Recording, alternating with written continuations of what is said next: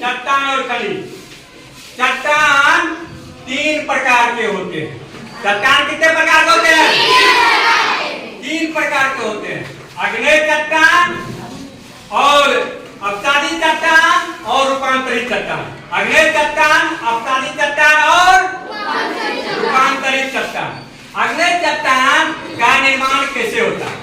तो जब पृथ्वी के अंदर से भूकंप के द्वारा या अन्य क्रिया के द्वारा पिघला हुआ मैग्मा जो है, जब पृथ्वी के कमजोर परत को तोड़ करके ऊपर आ जाता है, ऊपर आने के क्रम में या तो वह बीच में ही फंस जाता है या पृथ्वी के ऊपर आ जाता है, धीरे धीरे वह क्या हो जाता है? ठंडा होता है। धीरे धीरे क्या होता है? जब यह ठंडा होता है तब अग्नेय चट्टान का निर्माण होता है। किस चट्टान का निर्माण होता है? अग्नेय चट्टान का निर्माण होता है। फिर ये अपसादी चट्टान।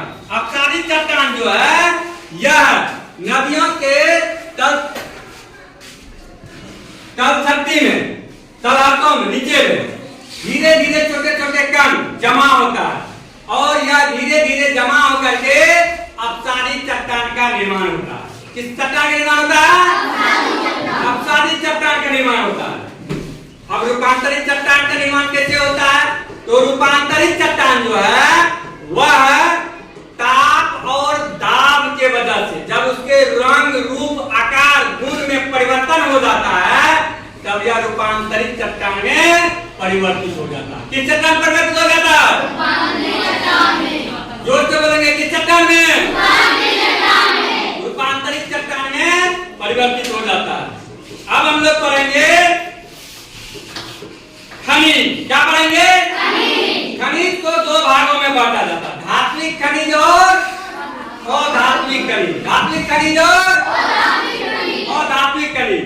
धात्विक खनिज के अंतर्गत लोह युक्त खनिज, इसमें आपको लोहा, निकेल, मैग्नीज, कोबाल्ट, टंगस्टन आदि आते हैं। और लोह खनिज के अंतर्गत सीसा, जस्ता, सोना, चांदी और तांबा आता है। अब हम लोग पढ़ेंगे अधात्विक खनिज। क्या पढ़ेंगे? इसको 2 भागों में बांटा गया। कितने भागों में बांटा गया? कार्बनिक और अकार्बनिक। कार्बनिक और कार्बनिक खनिज के अंतर्गत पेट्रोलियम पदार्थ आता है, कोयला आता है। क्या आता है? कोयला और पेट्रोलियम पदार्थ। और अकार्बनिक के अंतर्गत अभ्रक और ग्रेफाइट आता है। अभ्रक और ग्रेफाइट आता है। तो आज हम लोग चट्टान और खनिज के बारे में जाने। अब इनका अपने आप लोग प्रश्न बनाएंगे। चलिए, आज के लिए इतना ही। धन्यवाद।